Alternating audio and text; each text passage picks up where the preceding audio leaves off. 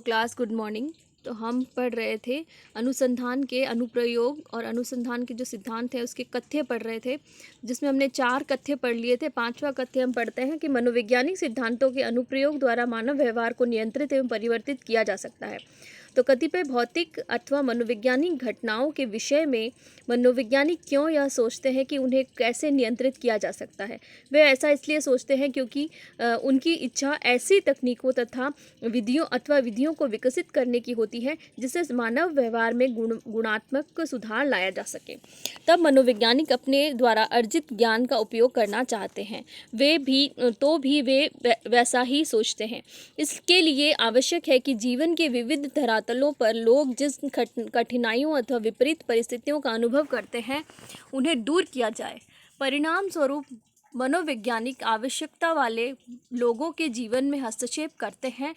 एक और मनोवैज्ञानिकों की यह अनुप्रयुक्त भूमिका विषय मनोविज्ञान को सामान्य लोगों के निकट लाती है, तुलना में अन्य सामाजिक विज्ञानों के विषयों के तथा उसके सिद्धांतों के व्यवहारिकता की सीमा की जानकारी प्राप्त करता है।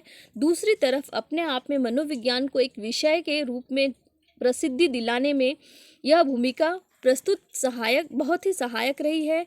इसलिए मनोविज्ञान की अनेक शाखाएं उत्पन्न हुई हैं जो औद्योगिक एवं संगठनात्मक स्थितियों, नैदानिक सेवाओं, शिक्षा, पर्यावरण, स्वास्थ्य, सामुदायिक विकास तथा अन्य से जुड़ी हुई समस्याओं की जानकारी करने तथा उनका निदान खोजने की पहल करती हैं।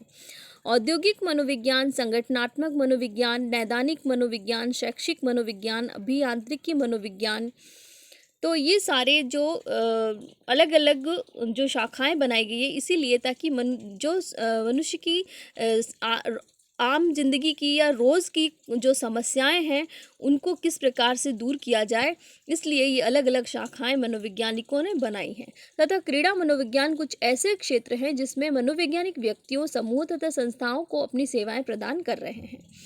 अगला जो पॉइंट है वो है आपका मूल बनाम अनुप्रयुक्त मनोविज्ञान। तो यह ध्यातव्य है कि अनेक क्षेत्र जैसे मूल एवं अनुप्रयुक्त मनोविज्ञान शीर्षक में